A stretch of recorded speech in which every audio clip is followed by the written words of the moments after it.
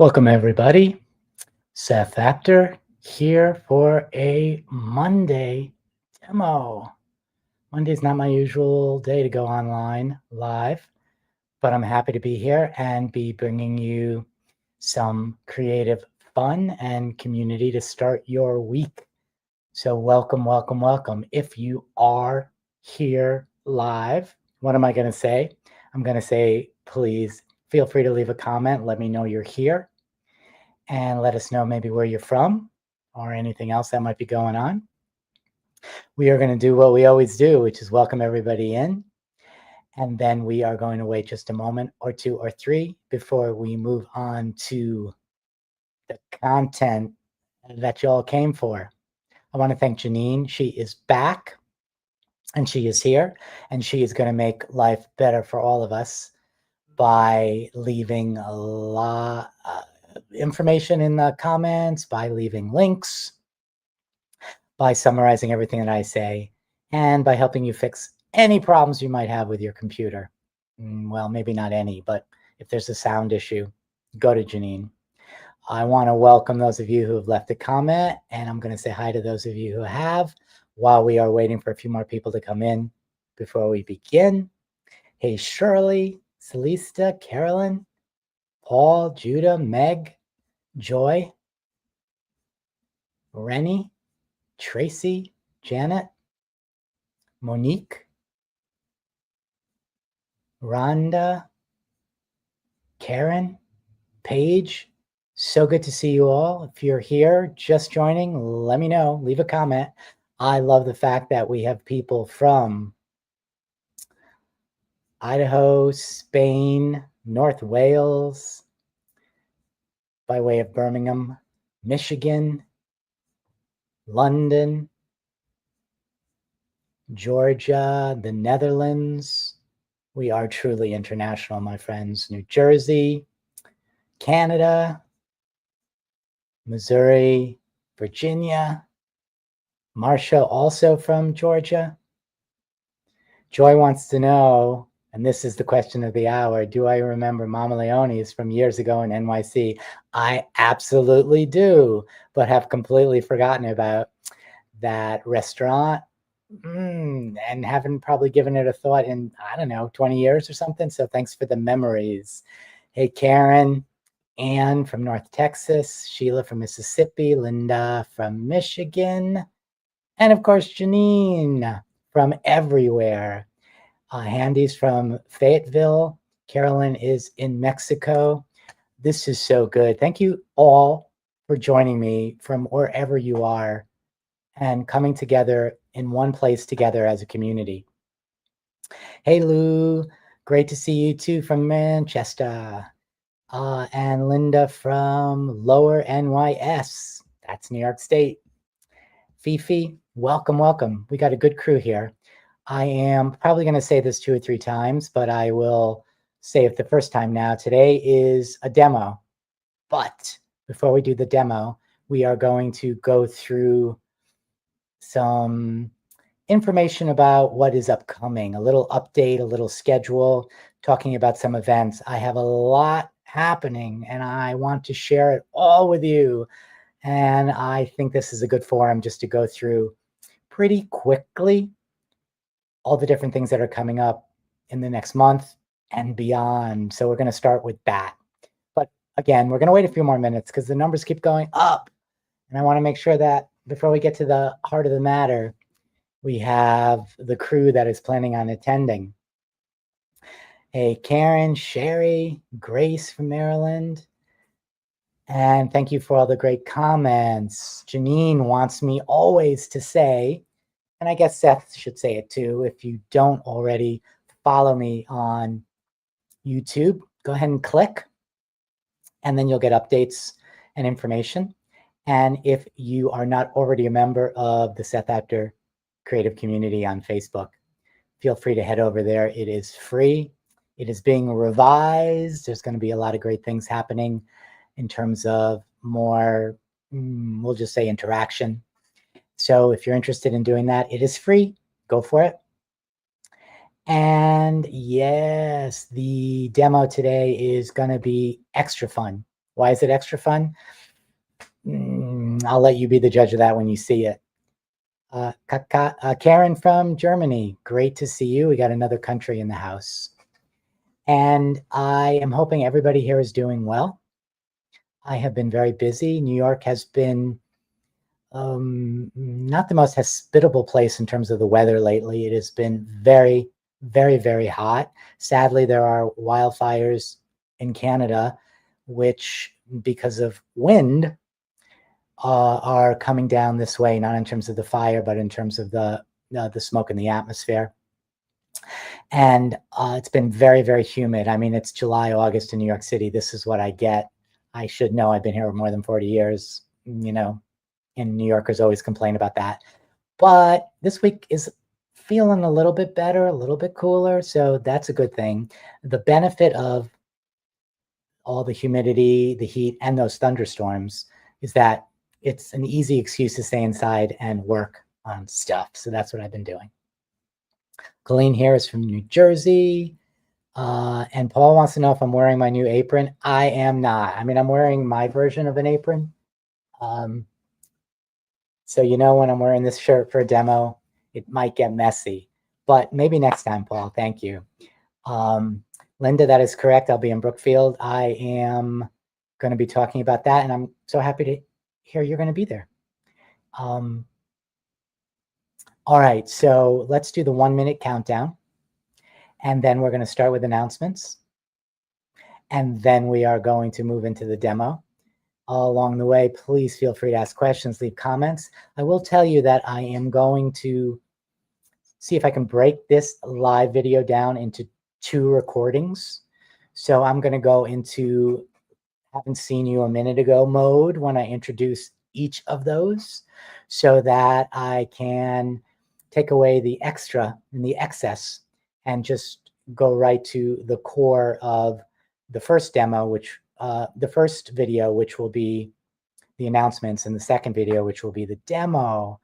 So I am also going to do my very best, my friends, which is not easy for me to not watch the comments and answer questions along the way. I'm going to try to stay very pointed on the announcements. And then if you're here, stay here. You can ask all the questions you want during or after, but I will answer them all after. Because I know that when you come and you want to listen to something like that in recording, you may only have 2 or 3 minutes. You don't have the 20, 25 minutes that it will usually take me. Hey, Bobby. So great to see you guys. All right, so let's shift gears. Again, I'm going to do the faux introduction as if I haven't just spent the last 8 minutes with you guys. Hey everybody, Seth Apter here. I am coming to you from my studio in New York City. How do you know it's my studio? Because of that inspiration board that still provides me inspiration every day. I am here to share with you some updates and schedule announcements and events and releases and all these really good things that are happening right now through the end of this month and really beyond, because we're going to be moving into a few in 2026. So if you're interested in any of these things, just go to sethapter.com. You'll find them all there. You can get the links directly from some of my pages, 1 of them, 2 of them, or 3 of them. You'll figure it out depending upon what the event is. And for those that refer to a live event, maybe I'll even see you in person. I hope so. So let me just tell you what's going on. It is today, right now, August 4th. I'm going to begin by telling you what's ongoing and what's coming up. So I am excited that I am in an online exhibition right now with a friend of mine named Dale Copeland, who is from New Zealand, who I have known on the internet, never met, for, I'm going to say 15, 16 years. We connected a long time ago. She is somebody who curates these wonderful online exhibits. And she went back and kind of decided to do one on assemblage, or assemblage, depending upon your pronunciation, and invited some of the people who have been in prior exhibits, and I am one of them. So I want to tell you just a little bit about that. And the link I'm going to include below, or again on my page. SethApter.com. I have 3 pieces in what is called, and I love this name, I'm looking at my notes to get it right, Philosophy of the Found. Philosophy of the Found. Great name for a found object assemblage exhibition. So it is sponsored by Dale Copeland. And there are 3 pieces that I put on that are actually older pieces from 2020. They're in a series that I call the Relics. 2 of them are sold. One is an NFS, not for sale because it's mine. I'm keeping it, at least for now. And I just wanted to share you that so you can just get a sense of one of the pieces. I call this an assemblage. I put mine on board, but it definitely has the 3D objects that, in my mind, make it an assemblage. So this one is called When the Dust Settles. This is from 2021. This is a series that was a pandemic-related series. So if you want to see my work, the other 2 pieces, plus all the other artists, you can head over and check that out. That's ongoing. What do I have coming up? I am leaving Saturday, this Saturday, which is the 9th, to go to my next event, which is in Wisconsin. I'm going to be connected with MISA, Madeline Island School of the Arts, at their main campus on Madeline Island, off the coast in Wisconsin. And I am thrilled because this was something that was originally scheduled in the very beginning of the pandemic, and it is finally happening. And I am mentioning it here, not because I'm going to invite you to come because it's sold out, but because I want to let you know that the shop will close for shipping later this week. It will remain open for orders while I'm away, but until I get back, I won't be able to ship. So I just want you to be aware of that. So if you need something in a desperate craft emergency, I would head to the shop now at SethApter.com, and you can buy what you like. And you probably have 2 or 3 days before I will shut shipping. I'm just going to be back for a few days before I leave for my next event. Before I leave for that next event, which I'll tell you about, I'm going to be doing another demo, and another Monday demo in a surprise location. Not that much of a surprise, but it's in the Paper Artsy People Facebook group. It's 2:30 p.m. Eastern, and it will be a live demo using my new paints and stamps from Paper Artsy. It's a new thing that Paper Artsy is doing, which is great. About a month after new products are released, the designers will all do live demos, which I just think is great because you can actually see them in action. So mark that in your calendar if you're interested, and I will post about it to remind you. Right after that, I'm leaving again. I'm going to Georgia. Shockingly, it's the first time I'm teaching in Georgia in my whole career. So I'm excited to be down there. I will be in Helen, which is a town in the north that is kind of a German mountain town, and it looks beautiful. I can't wait to get there. This is an event sponsored by Scrappy Shack, which is a wonderful shop in Georgia. And it is an annual retreat that they hold that is always sponsored by and often taught by Sizzix designers. So it's my year this year. And I'm going to be down there. And I know some of you who are actually watching right now will be there too. And I'm really, really excited. I say this again, not because I can invite you, although there are a few spots open. We found a way to fit 1 more table. So there are 4 spots left. Forgot about that. But I want to make mention that when I'm away there, and I'll be leaving around maybe the 20th, 21st, the shop will stay open, but shipping won't exist till I get back. All right. I'm going to come back. It's going to be close to the end of August. And what's going to happen at the end of August? So much more excitement because my newest line of fabric with Free Spirit, which is called On Your Mark, will release end of August, early September. And I say that because I know from prior experience with many of my companies that because of shipping issues that are happening all the time, you can't guarantee date when everything will arrive and be available. But around end of August, early September, those new fabrics On Your Mark are going to be available. Really excited about that. Really excited.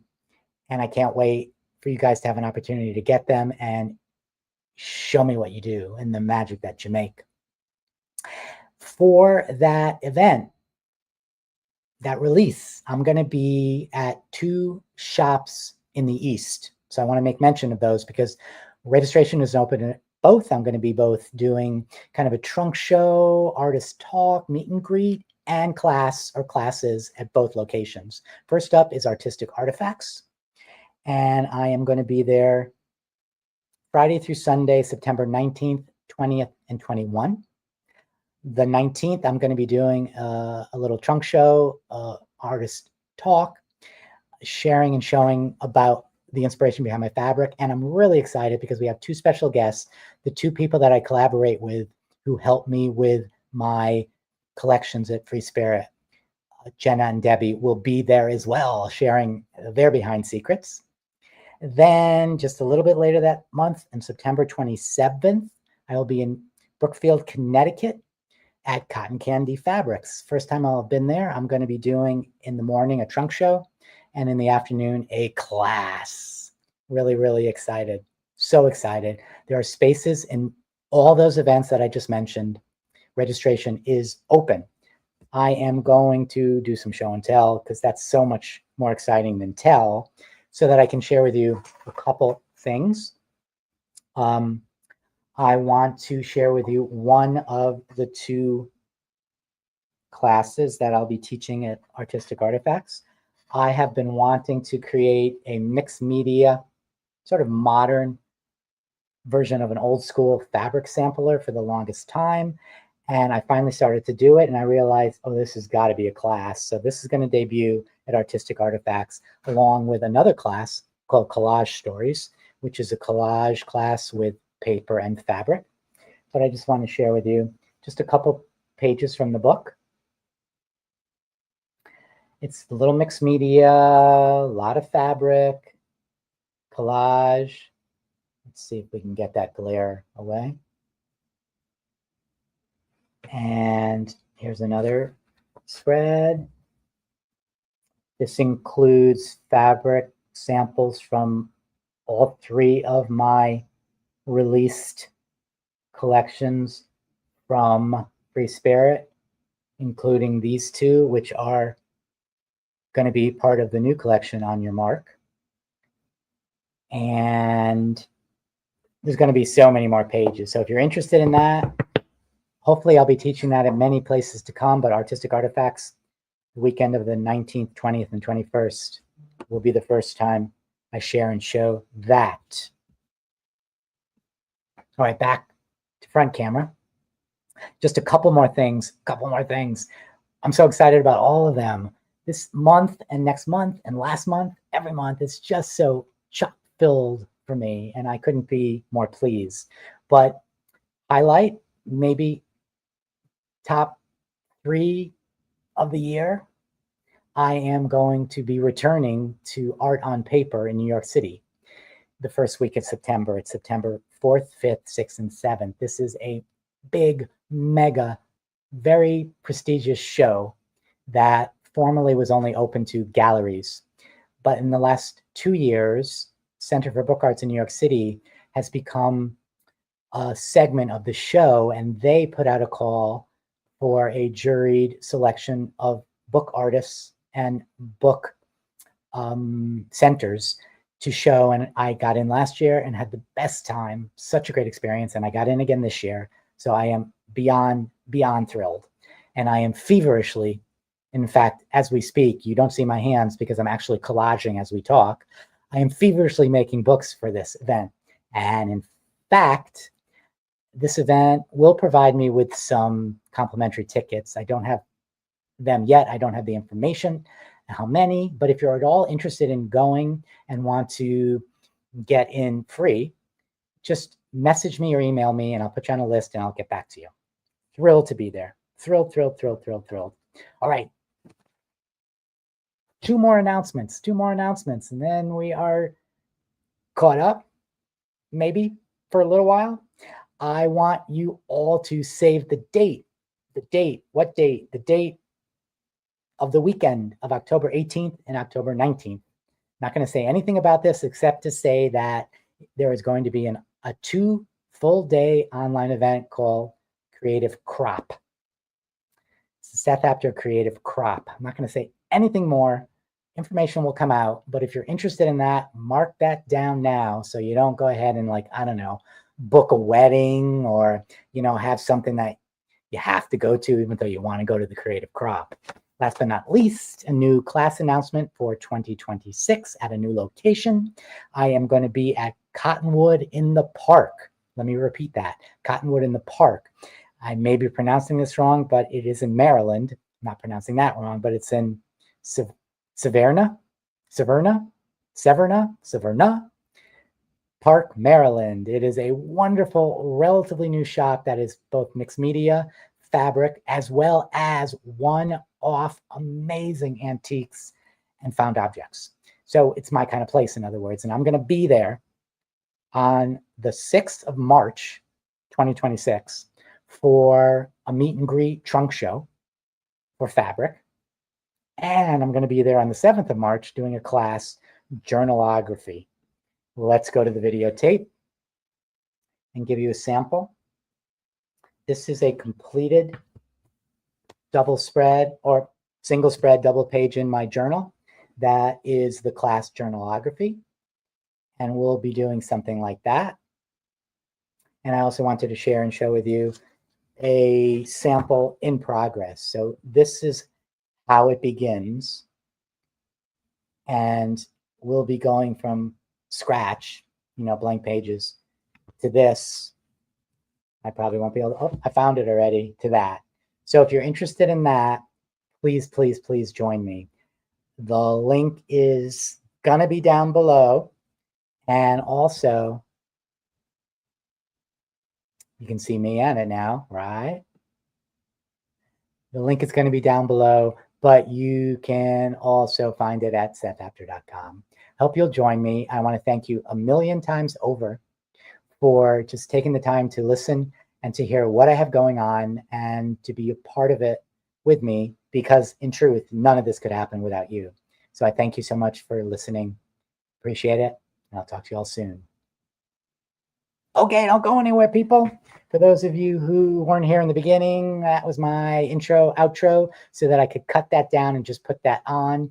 Yes, I thought it would take 3 minutes. Of course, it took 15 minutes, but yes, that's how it goes. So before I switch to the demo, I want to welcome everybody who's joined me since. We got a demo today. And I want to also ask those of you who have been watching live, did you have a question about any of those events? Do you have a question? I am just going to scroll back and look at the comments.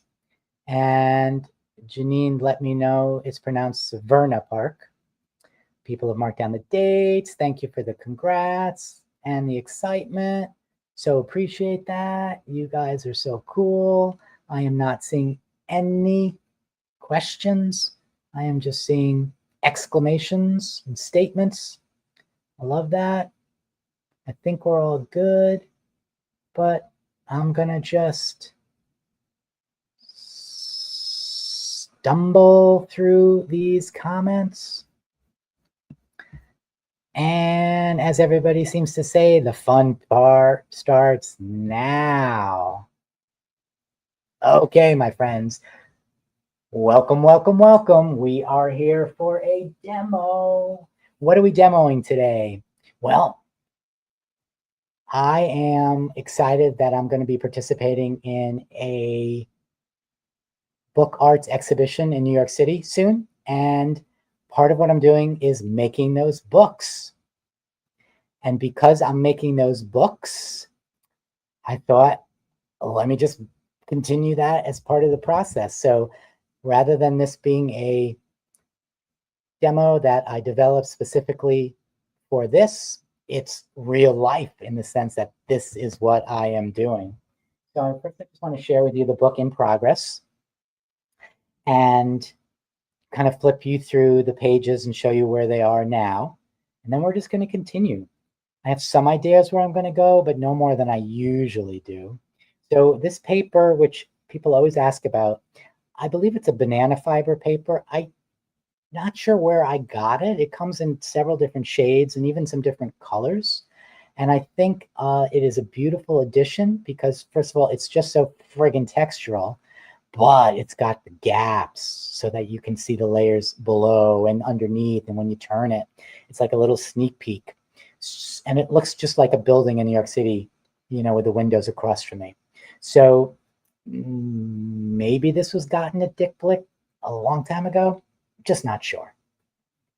So I've begun what could be considered the cover with a flap, or it could be considered the first page. I'll let you judge that. It is as a background, full on finished. At least that's what I think. It's got a lot of collage. It's got rubber stamping. It has got some vintage paper. It has some rusted and tea-dyed tissue. It has some stenciling. It has some of my favorite wonky stitching with red thread.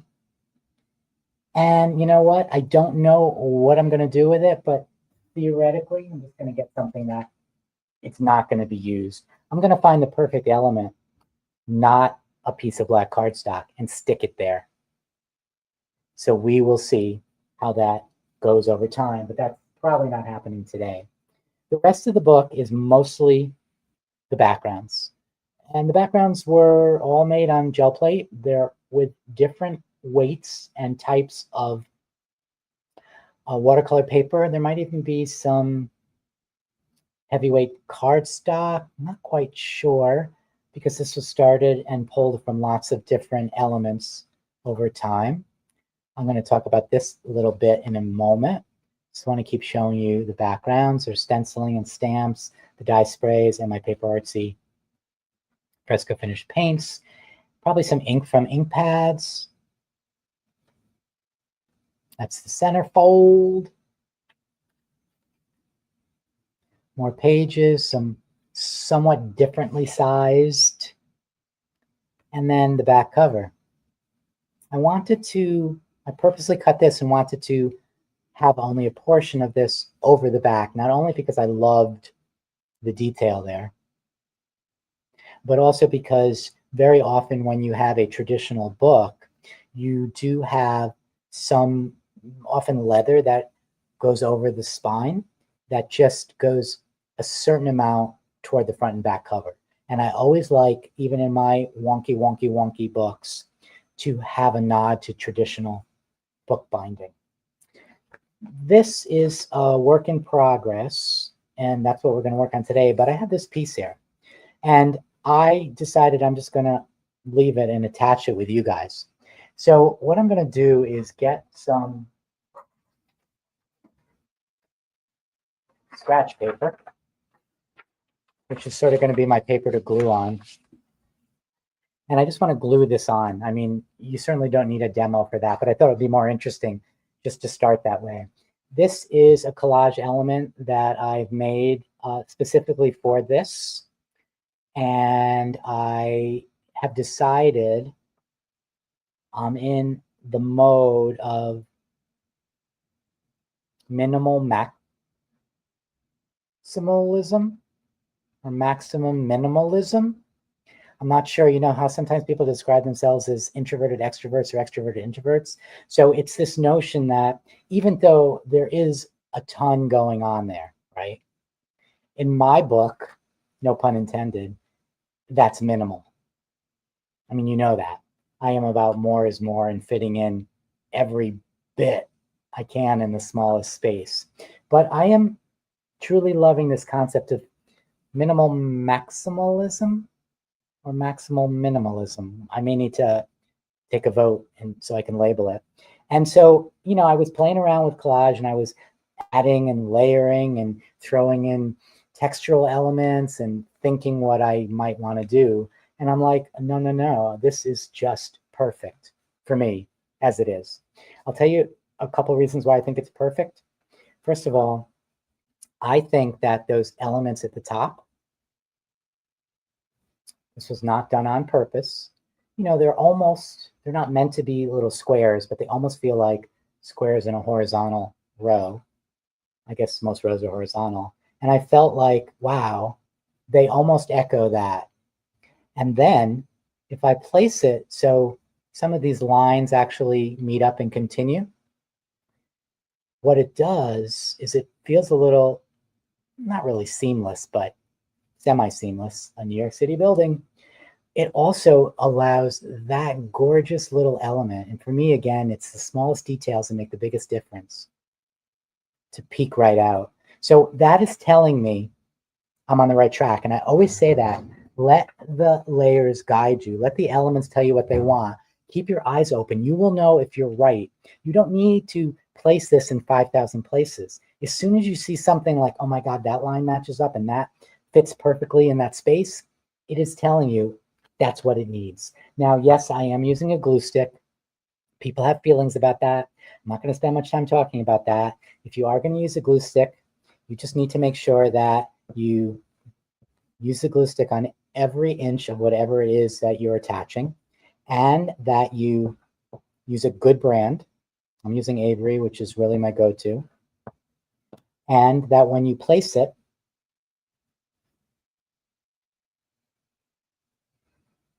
I think I'm going to do it right there. When you place it, you give it a moment for pressure and heat. Just rub with your hand or your finger, and that's going to kind of activate the glue, which is quite solid. Now, you know that even though I said maximal minimalism or minimal maximalism, I think it's maximal minimalism, the one I'm going to go for. I'm going to add more. So I just brought out my Stabilo L pencils, which never are far from where I am when I demo. You don't know about these. They are water-soluble pencils, so they're not permanent, but that means great things. It means if you draw a line, if it's sharp, you can get a pretty, let me get it on there, you get a pretty thin straight line. If you just press a little harder, you can get a nice thicker, softer line, which I think is so good when you're working in a book like this. I could just put some pressure with my finger, and you see how it smears and spreads and softens. And if I were to take some water, I would be able to almost use it like a paint. But why am I taking this out? I just want to enhance, without being too contrived, this notion of this connection with these lines. So I'm just going to very softly and subtly just make this more meaningful for you. Very softly and subtly and smudge it out. I'm going to just enhance those lines. Pretty, you know, not overly and not underly, just right.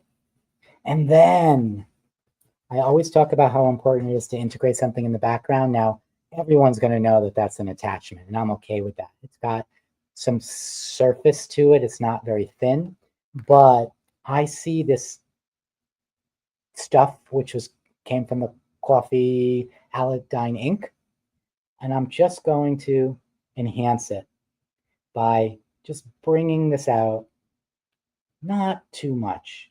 I don't want it to be like too contrived.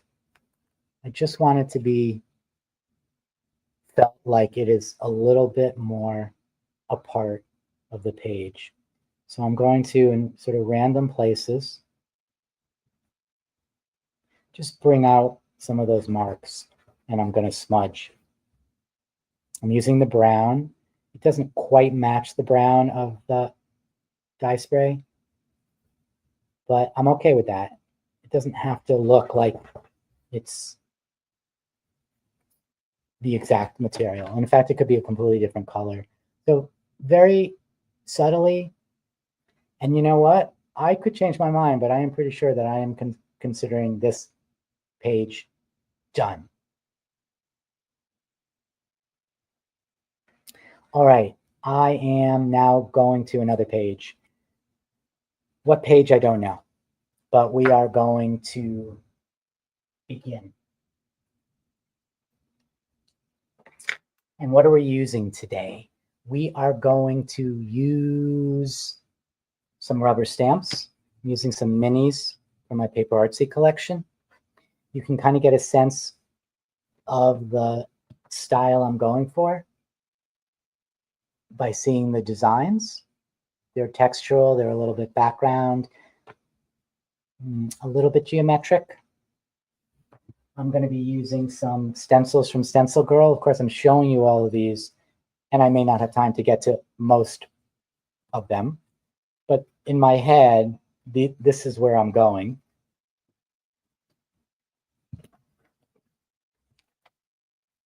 I am going to be using some of my dies from Sizzix. I'm going to be using the roundabout set. And what I've done, and I'll get back to this after, is I've pre-cut a bunch so that I don't have to crank while I'm demoing. And I'm going to be using just some collage material. I'll take you through this soon. Last but not least, theoretically, I'm also going to be using some of Tim Holtz's cello tape, which I absolutely adore. Okay, so what am I going to do? I think I'm going to start with the stencils. And I'm going to use them to add some details in the background. You can already see that there's some places where I think some of the same stencils were used. They were used with dye sprays on the gel plate. But I want to make some of them a little bit stronger and a little more, with a little more contrast. So I'm going to get out some of my favorite inks. I have this Sashihata inks. I'm just going to pull out some colors that I think might work. And I may, of course, decide to change those. But I'm also just going to give myself a little more space here. Okay, so I can fit more in. I'm going to get a cosmetic sponge. That's pretty much what I use. And I'm going to begin. And really, when I do this and I'm alone, in other words, not with a group of people watching, expecting to learn something, I might start here and then just continue that page, and that may happen. But I am thinking that I'm going to go ahead and I'm going to use these stencils across multiple pages and not get distracted by what I've done. I think I'm going to go here with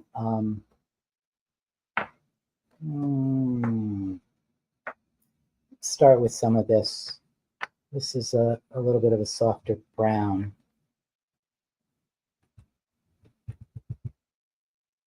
That's barely going to show, but I'm okay with that, because what this is not about making perfect squares. In some cases, it's more of the idea of a hint of squares. I don't even know if you'll see any of that. Yeah, it's there.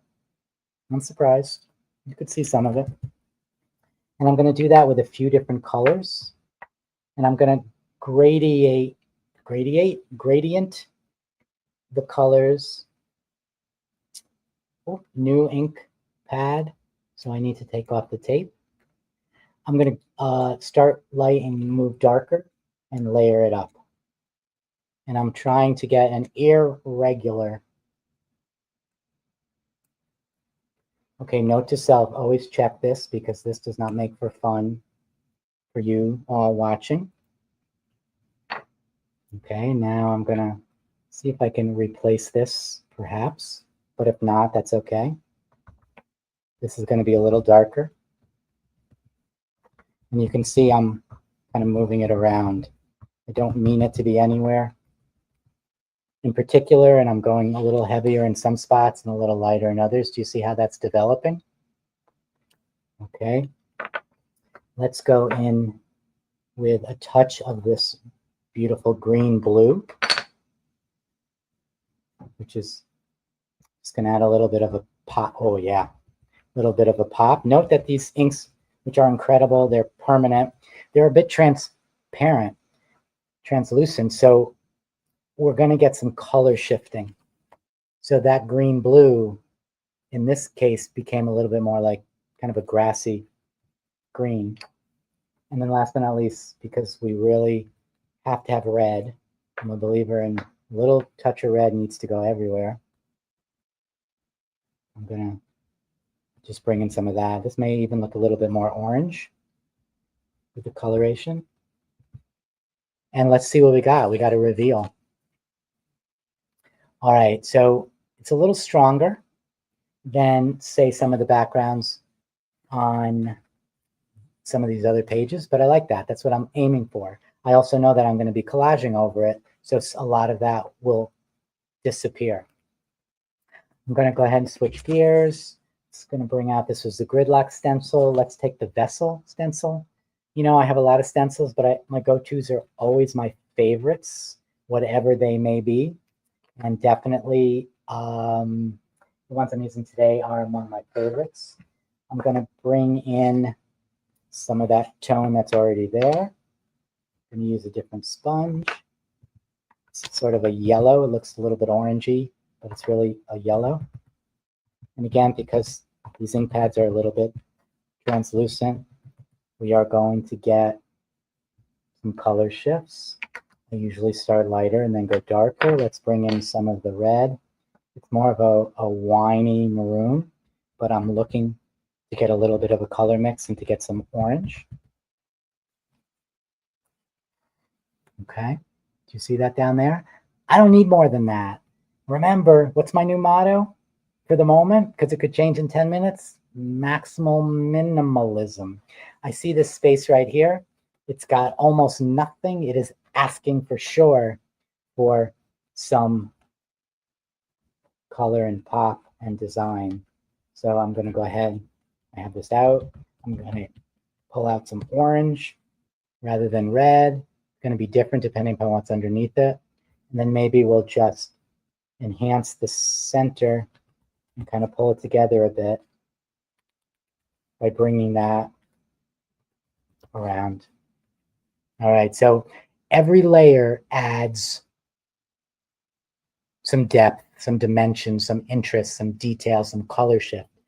And I always say, and even in my maximum minimalism stage, I always say more is more. Now, maybe it's more minimalism, but more is more. But it's always little by little. It's not about throwing lots of stuff on all at once, dark, big contrast, thick shifts. It's about building the layers like you're building history. Just like we all, in the years that we've lived, have built our layers slowly over time with different experiences, with different ages, with different other people. And we're a blend of all those experiences we've had. That's what I want in my art. I want to build these layers up in a very slow, organic, but meaningful way. Not about doing it all in one press of the sponge. All right, let's move on here. I think I'm going to bring in a little black on this page just to connect it with the dark of the dark, rich, earthy brown there. And I'm still with stencils. I think I'm going to bring in this. This is Zigzag, also has become one of my favorites. And I think I'm going to do it with the black. But I also know that this could be very strong. And for some people, that's okay. But right now, that's not what I'm looking for. So I'm going to go ahead and I'm going to pounce. And then I'm going to pounce off so that I almost have, do you see that? It's almost just like a soft charcoal.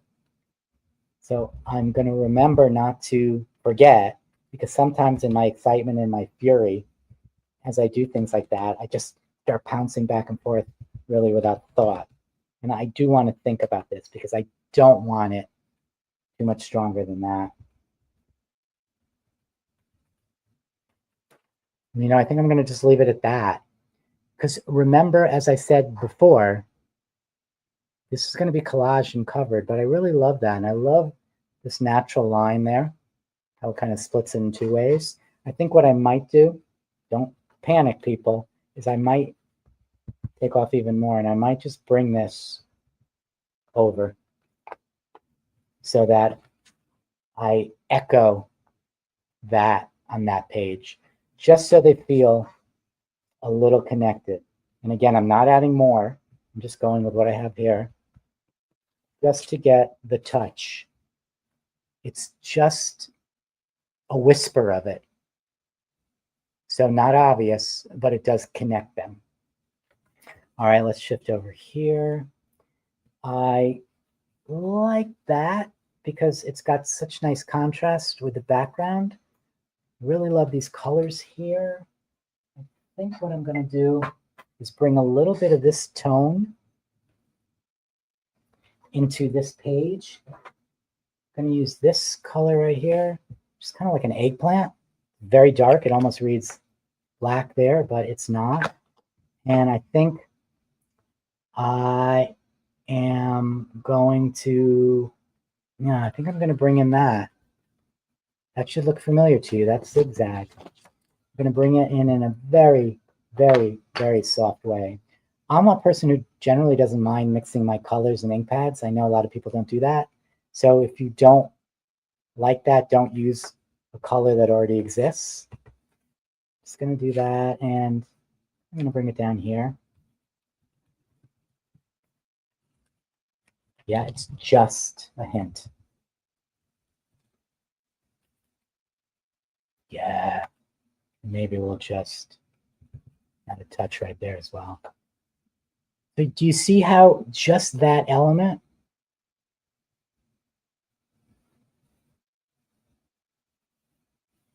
gets a connection between those two pages? I'm going to put the book down. I see there's been a lot of questions, so I do intend to edit this. So I'm just going to edit out this whole section. So if you have questions, I think Janine might be saving them. I'm going to answer it, but there are some other questions. Carolyn asked, are you going to restock Shashihata ink pads? I have the Shashihata ink pads in my shop. I have every color with the exception of the black, which is sold out, and I have not reordered yet. I believe I have only one or two of the blue-green, but I have other colors as well. Well, now the surround has moved. So when I cut out the edit, people are going to be like, oh, magically, that ink pad got covered. But is that a problem? No. Question size of pages. Let's take a look at, and Janine just put the link in for the Shashihata ink pads. Size of pages. So let's get out a ruler. So open the whole book, the largest measurement, it's about 8 1/4. And the height is about 5. And so this page that I'm working on right here, this one is just under 4 by 5. That gives you an indication. Other questions, I'm going to quickly zip back because I think there was a couple. What ink am I using? Okay, so that is the Shashihata. These are permanent ink pads. They're hybrid, but they end up being permanent. They are beautiful. They are wonderful for stamping. They are just so bold and bright and crisp. That's the spectacular thing about them. They stay wet a bit. So for example, what I just did, I could go in, and do you see how I'm spreading that around?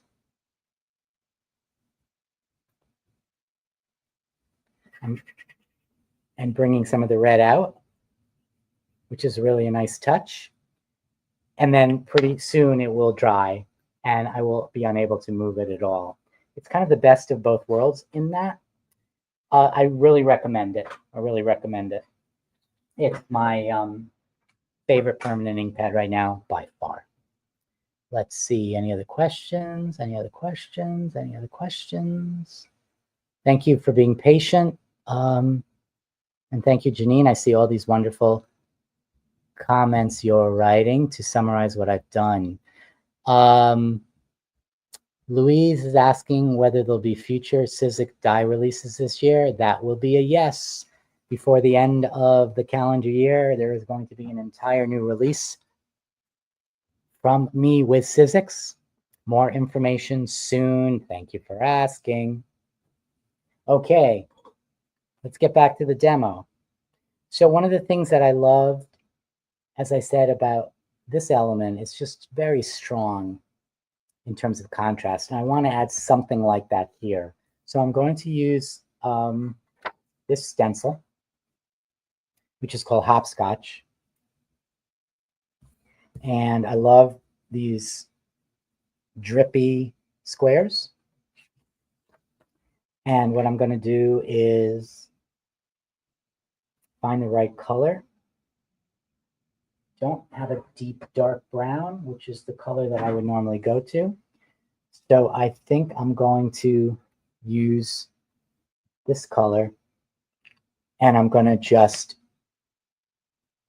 use it in multiple layers. And I'm going to go ahead and I'm going to, I don't know, work a little bit off center. And get one more sponge.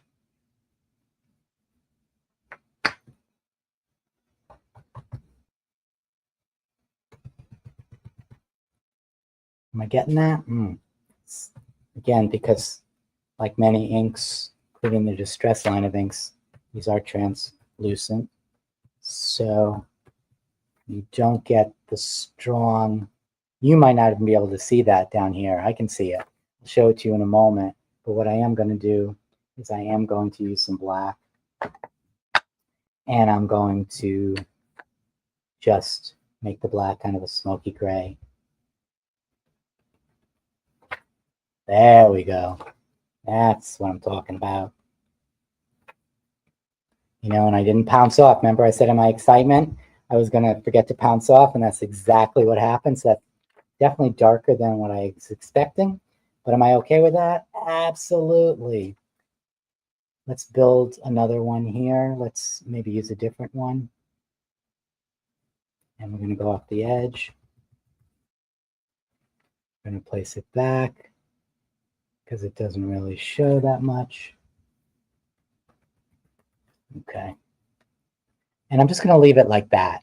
What is going to happen is that's going to orient me for collage. So let's just say this is the element I'm going to use. Maybe what I would do is I would place it right there so that it bridges those elements. It's kind of guided me. The other option is maybe to use that as an element that comes right there and is adjacent to one of those marks. I'll figure that out later. All right, so I'm done with the stencils for now. I'm moving on to stamps, and I'm basically going to do the same thing. I don't feel obligated to put stencils on every page, to put stamps on every page. I mean, I probably ended up doing more of that than I would normally do that because I'm in this demo. And I'm okay with that. So I'm going to get the 4 stamps that I chose. I may or may not use a block, but I have one handy just in case. I'm going to move these so that they're all in view. You can kind of see what my choices are. And I think I'm going to go ahead and I'm going to go to this page.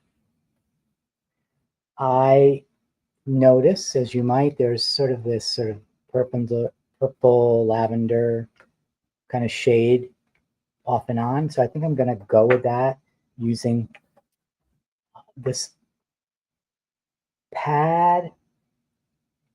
And I think I want to do something pretty significant here. So rather than use these, which would be more, in my mind, background, this one is going to be part of the background, but it's going to be a pretty strong mark, pretty strong element. So I'm going to go ahead and I'm going to just use one. And then I'm going to tap off by doing that. And then I'm going to go ahead and I'm going to go off the edge. Well, not me, the stamp. And I'm going to press. And do you see it's still subtle? And again, that's exactly what I was hoping for. something that stands out but is really still background. If I wanted it stronger, and I might later, then maybe what I would do is not stamp off. But it is important for me, going to be pretty random here, to get at this level background detail. I'm just going to go ahead and I'm going to press and add just a bit. Even that little bit makes a difference. So remember that. I do think it might be interesting to be a little heavier. So I'm going to go ahead and I'm going to purposefully be a little heavier right here. And I think it's going to do a corner right there. Maybe let's bring it down right there. And one of the things I like about that is that because the pages are not full on the same size, you do get that mark somewhere else. Again, this is really subtle stuff. I'm in my maximum minimalism phase. That's enough for me. And I'm going to continue around. I'm going to see what we got and see where we're at. And I think I'm going to shift back here. And I'm going to go ahead and I'm going to use this one. And I'm going to use this one without an acrylic block. I'm going to go ahead with, looking at my colors. Let's see about this. One might be called Dew. This is a little unexpected because this color is nowhere to be found. I'm just gonna, yep, you're barely gonna see it, which is great. I'm gonna add it. It's actually gonna pull out, ironically, the color there that is a little bit of a patina kind of color.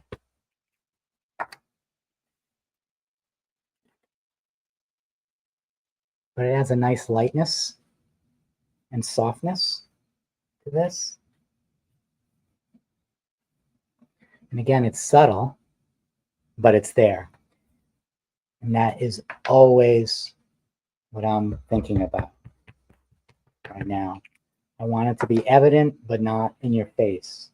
I want it to be found. Like maybe you didn't notice it on Monday, but then all of a sudden on Tuesday, you look closely and you see just that little bit in the corner. Again, sometimes I think people work with a very heavy hand. Too much paint, too dark of an ink.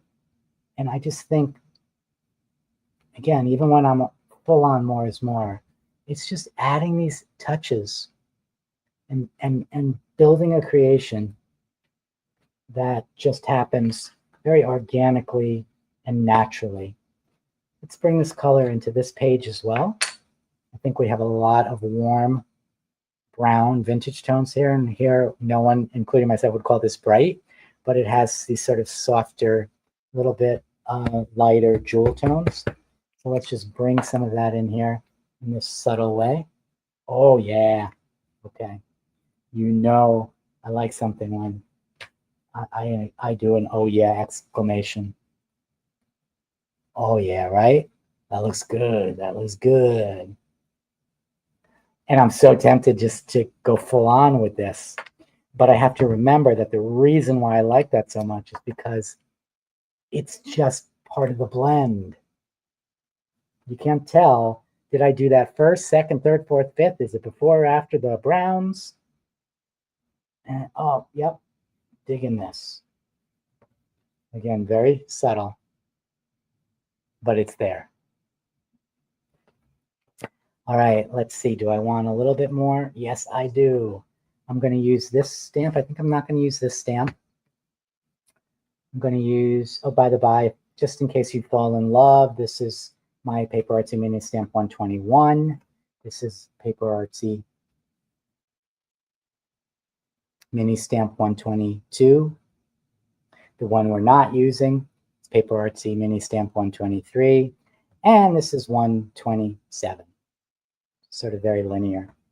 And I think I want to just bring in a few of these stronger lines. We are going to go with, let's try these out. Bold, less bold,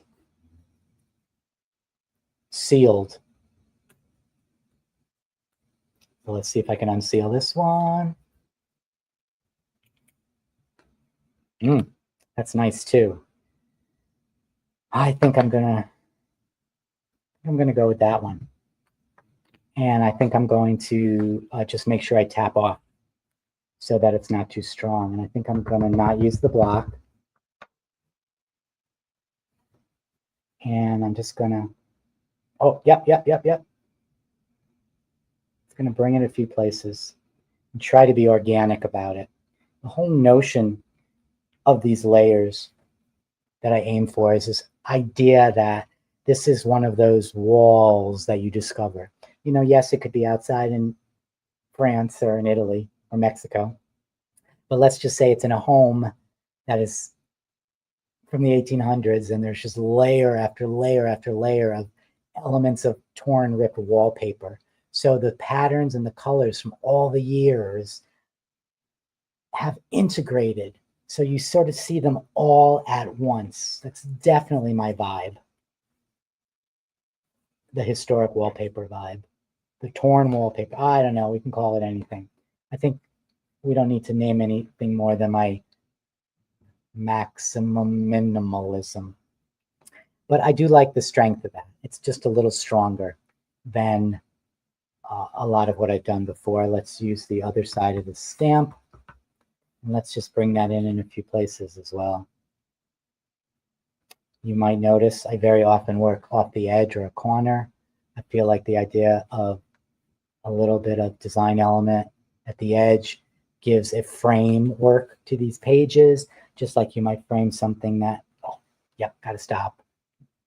Who would know if you weren't watching that this stamp made that mark? And that is my favorite mark to be made, when you make something that's completely your own and unexpected, because you are absolutely willing just to take a risk without overthinking. Just little bits of details. Now, yes, I may end up taking something like this and completely collaging over that mark. You also have to be ready to let go. But it's the point where when you end up with some of the background showing through, you're just going to find all those delicious marks surrounding you, no matter where you end up putting what you're going to put. All right, let's move on. I am going to do what I never do, which is, as I'm speaking, clean up my space a bit. And I am just going to remove all the goods here. I'm going to ask, as I'm doing that, is there a question that anybody has or had that I missed? I think if she's still here, Janet had a question that Janine referenced at some point. And as I clean up, I am going to get ready for the next portion of the demo.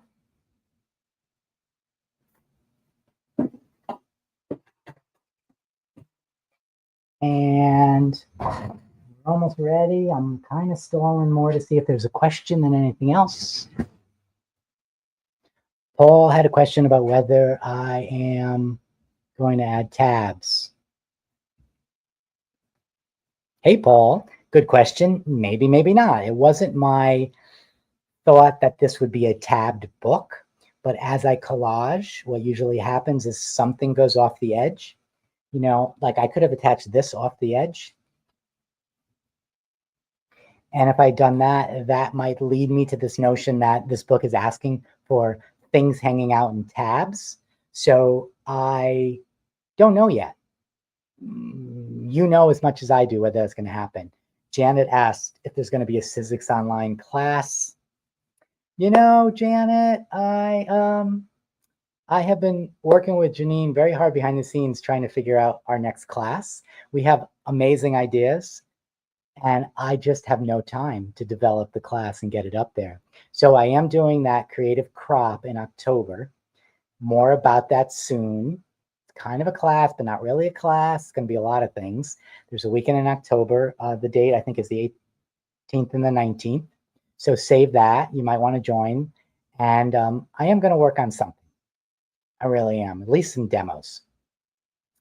Another question, and a great question that Louise wants to know.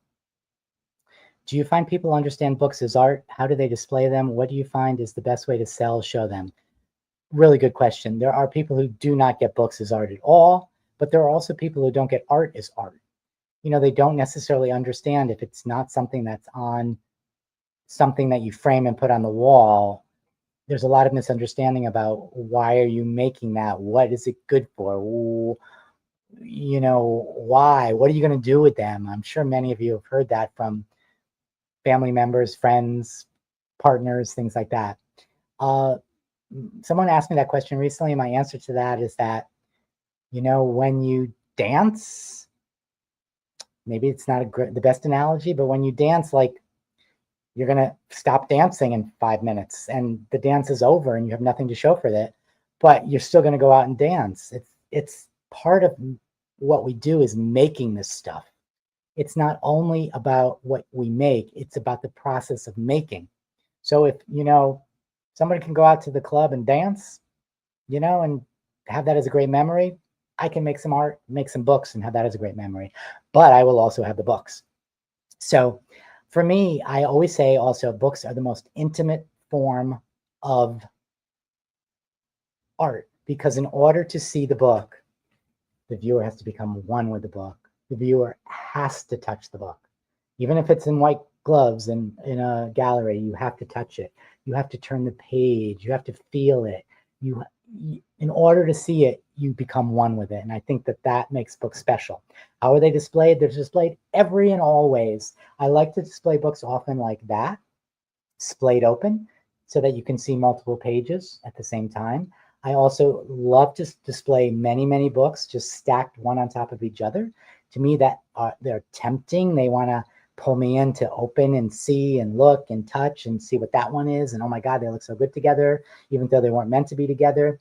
I also love showing this edge of a book as much as I might love showing the cover of a book. So sometimes in book, again, I might stack them, but I stack them so on a shelf that's what you see. You can hang books, you can clip books up. There's any and all different ways, any and every different ways. Is that a word? Sell them. Selling books is a tricky one because, first of all, there are many, many, many, many, repeat that many times, venues that sell more traditional art. You know, you pretty much, no matter where you live, you can find somewhere in distance that's going to sell painting. It's going to sell a handmade card, those kinds of things, collages, prints. You don't always find these books. And so people don't always understand them. They don't know how to price them, and they don't know how much to spend for them, how much they're worth.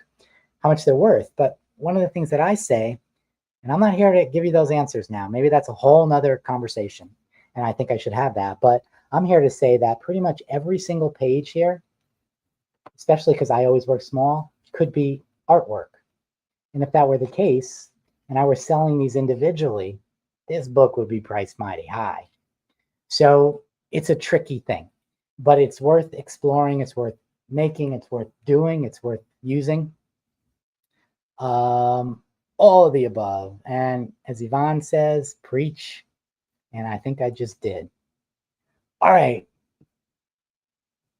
And maybe one of the best answers, they are worth whatever you are willing to spend on them.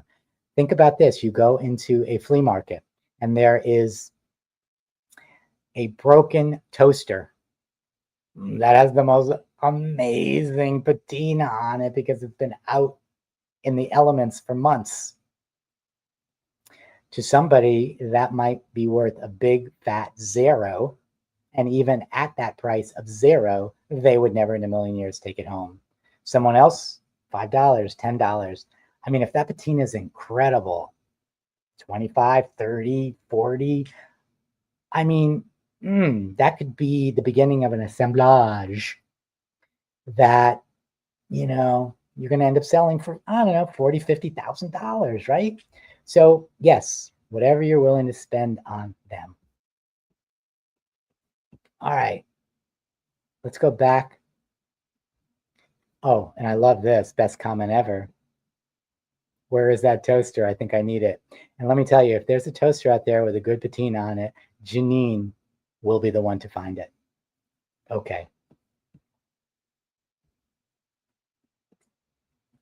So we are going to continue in our book, and we're going to be working with die cuts.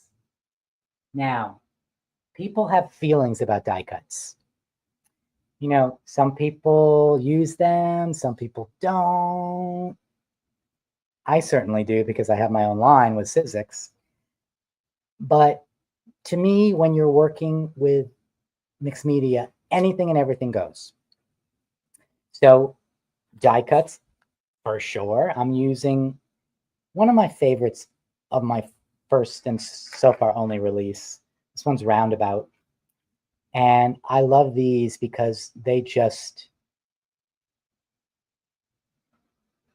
make me feel something. These are symbolic. They're shapes. To me, they feel like they could be historic. They could be ancient. They could be vintage. They could be future. And just depending upon how you make them, how you layer them, I think you get such different feelings. So what I did was before the demo, I just went ahead and I wasn't feeling the circle for this project. I was feeling these three emblems. And I just cut them in some black cardstock, in some pages that I painted. And then these elements here, which I think are bananas in the sense that they're phenomenal. These are the drop-outs, drop-offs from the die, which for many people, you just kind of throw them out. I tried to design these so that most of the stuff that you cut out is equally good to the stuff that you're meant to keep. And I want to see, going with this whole notion of this sort of ancient symbolic language, mark making, really. That's really what my work has become, really all about mark making. I just want to see if I might be able to use these as the central focus for a page. So what I'm going to do is I'm going to kind of play and build, and then I'm going to step back because I'm also going to grab some other stuff to use in the same layers. We don't have that much longer, so this may end up being part one of a many-part demo. But, I'm going to just go ahead and I'm going to look through here. This is kind of what I would do if you weren't here. I would find these elements, that I think might work. This has some embossing powder on it that might work in this book. And I'm going to just stick first with just this one, just because I got to start somewhere. So let's make it easy. I'm going to just take the ones that I cut. Whoops, not that one, because I cut that twice. That one. And I'm going to kind of flip through the book. And I'm feeling like this one is just way too soft and way too not detailed enough. Now, I could absolutely make that more detailed, but for the demo, no. This one, I feel the same way. I actually love the markings on it, but I don't think it's going to stand out in the background. So I'm looking for something with a little darkness, a little contrast. I really do feel like this one might be the winner. We have to find the right page for it to work from. That might work. Right on that line. My friends. See that line, which I mentioned earlier, is there for a reason. Maybe that's going to anchor that. And I just threw it on there. So, but I also like this one. This one has some darkness and some lightness to it. Oh, and it actually works with the coloration. Maybe that. I probably wouldn't use more than one in the book of the same one. You know, I think I'm going to go with this one. Now, what else can I do before I make any more decisions? For each of these dies, because there's 9 dies in the set, there's also the background. And so I only cut one background. So in theory, that would go on that. Not sure I like that. I think they just get too lost. But I also cut this in black cardstock because this is going to give us the look and feel of a shadow and give us some more depth. So let's just do it on white here. And if I do it on that, I do the bump, move it down and to the side a little bit. Do you see the depth that that gives? It just anchors it. Plus, if there's a lighter shade in the background, it's going to allow it to pop more in the foreground. Yeah, I think I like that. I also love the fact that I'm working on this spread. Wasn't my intention. I didn't have any intention today, but I kind of like that. Now, I placed it this way because this is kind of how I see it, but it could also go that way or that way, but it could also go this way. Oh, like that. Decisions. Should we take a vote?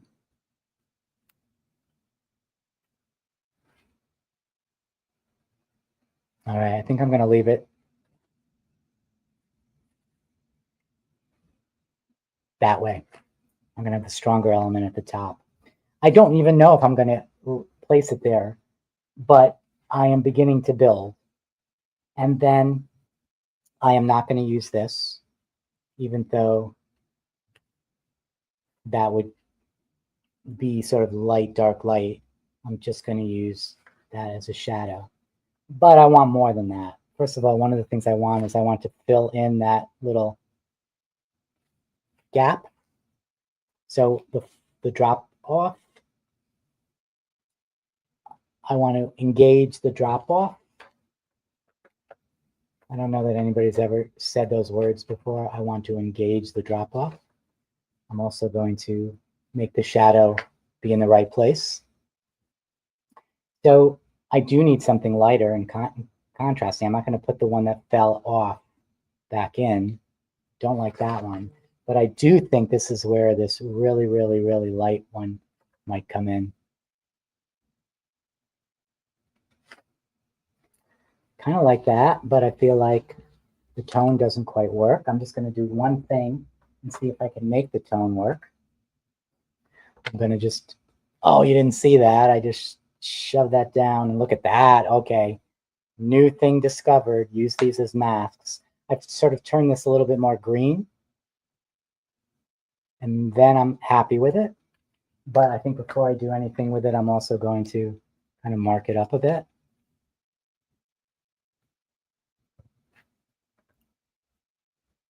I'm sorry that this has probably been hard for you to see. I'm just going to add a little bit of detail and smudge. And then place it back in, just so it's a little bit more interesting.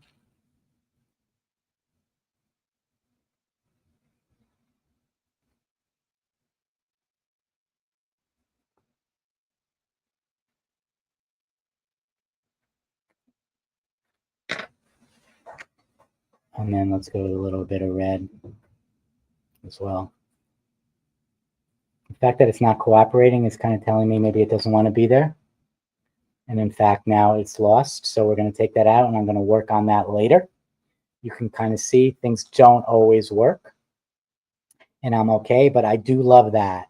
So before I do anything else, I'm committing because you just can't play around too much. You can't spend your whole time, yes, no, maybe, let me try this, let me try that, let me try this, let me try that. You know, it's finding what intuitively you believe works and then committing.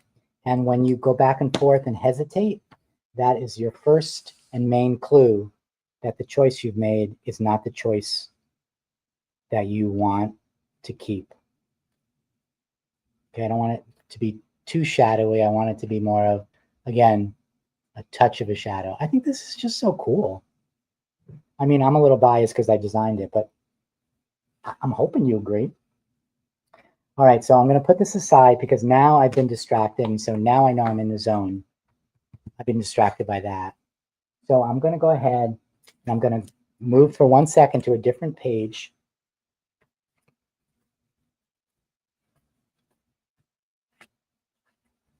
I think I'm going to go to this page. And I'm going to go right down here, and I'm going to get one of these guys, and I'm going to place it. I'll place it just like that, but I want you to see. And I'm going to go ahead and I'm going to use the same color, and I'm just going to go ahead and I'm going to smush, smush, so that when you lift it up, do you see you get that hint? Now this is pretty subtle because it's the same coloration, but I have all this juicy line right here. So while I'm here, I'm absolutely going to kind of work that line out a bit. Let's make it a little bit more interesting. And then what am I going to do?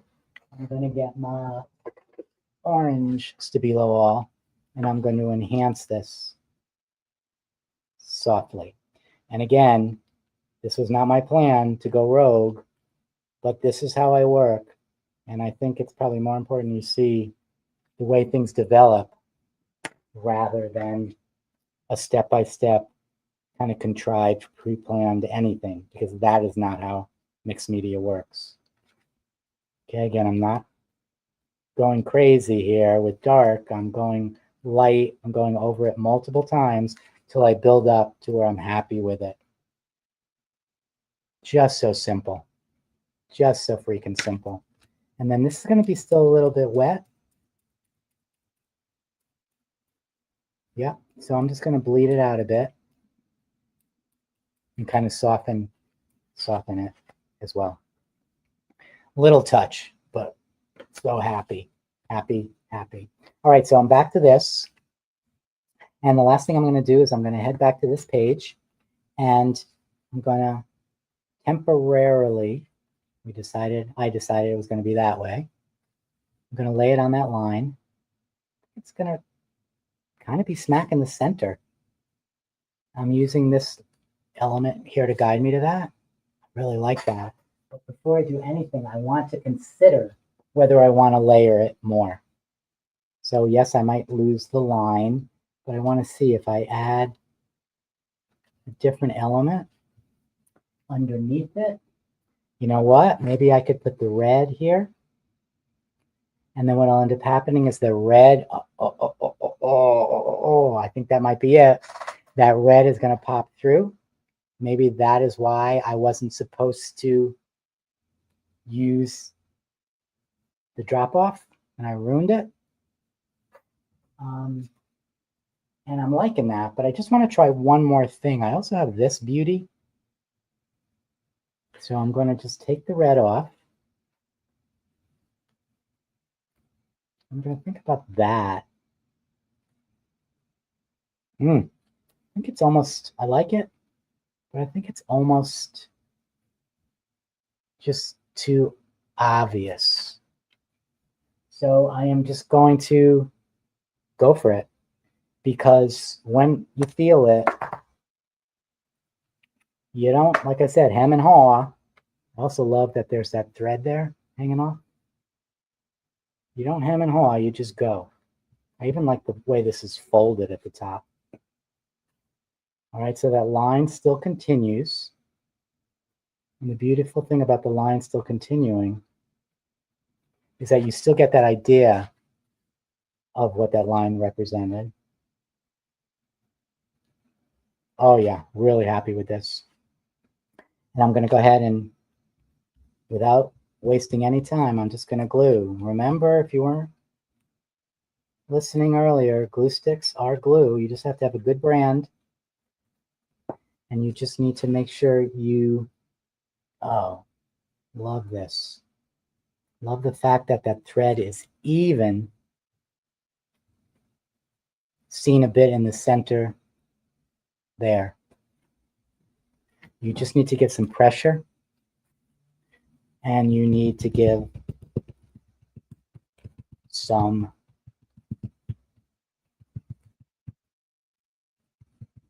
heat.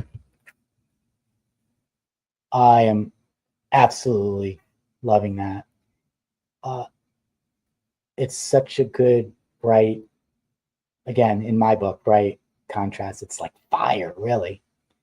And I think these pages work well side to side. I think they're a little unbalanced. And in order to shift that, I'm leaning into the red, my friends. And as a last step for today, we are going to test something out. I have kind of a bright, vivid red, almost has a little bit of an orange undertone. And I have this one, which is a little bit deeper and richer. I think I'm going with the brighter one. And I am going to go ahead and I'm going to use these other drop offs, which came out of the center of this guy. And I'm not worrying about the color because I'm going to town on this whole effect here, using them as a mask. I'm going to use a bit of glue stick just so I can hold it in place for a moment. I'm not going to wait too long though, because I want to make sure I can remove them. Let's see. I'm going to put one there.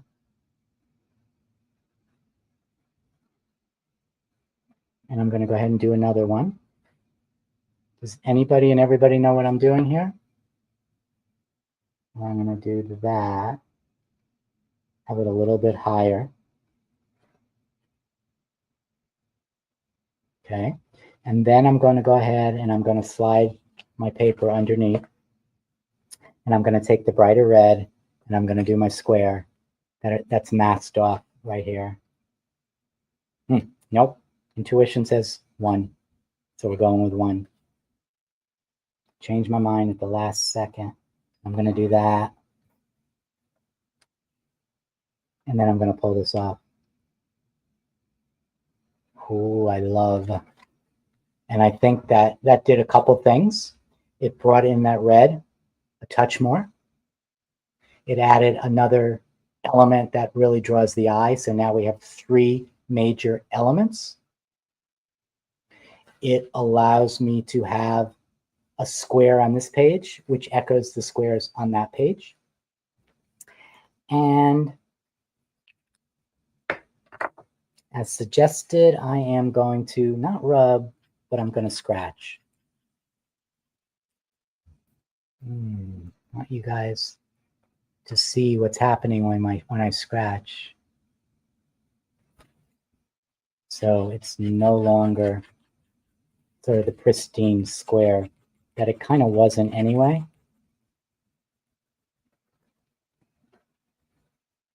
And I will rub a bit, smudge, to break this up, just a tad.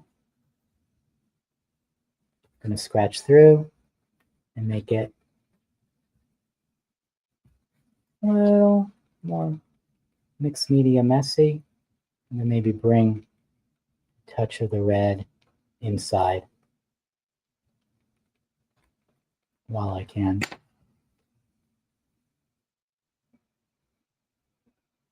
And I think there's a big difference. All right, so let's just linger on that page for a second while I cap my glue and make sure my ink pad is capped. And I think I am good. We are going to end the demo, my friends, with a flip through. Let's just see what we got so far. And I think this camera allows me to get in your face. And I know some of you are watching on, your like 80-inch TV screen, so you're really going to see it close up. Work in progress. If you missed the beginning or skipped over it, what this is about is I'm going to find an element that's kind of going to be the focal point.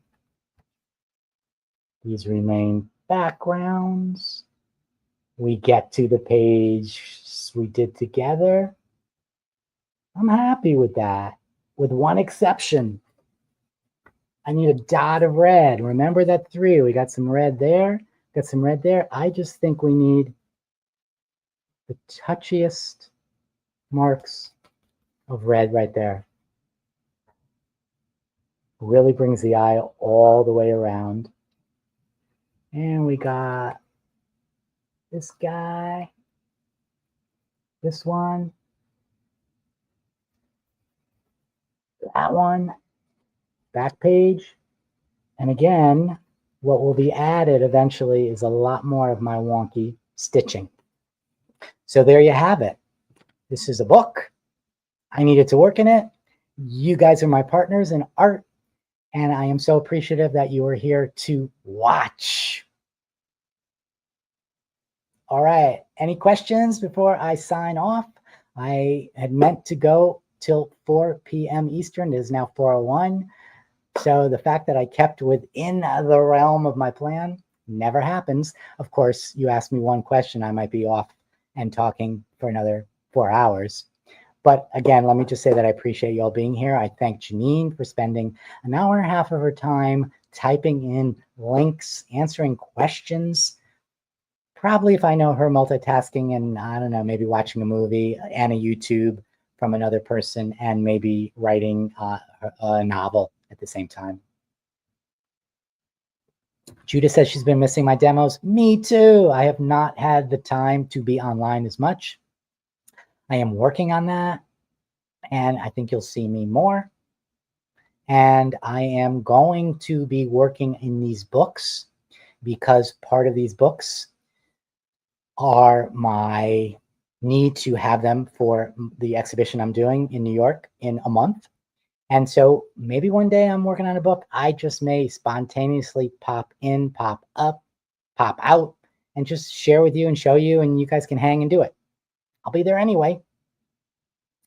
All right, doesn't look like there's any more questions, so I'm going to sign off. I'm going to say thank you. Really, you all are the best, and I appreciate you all so much. Until next time, see you soon.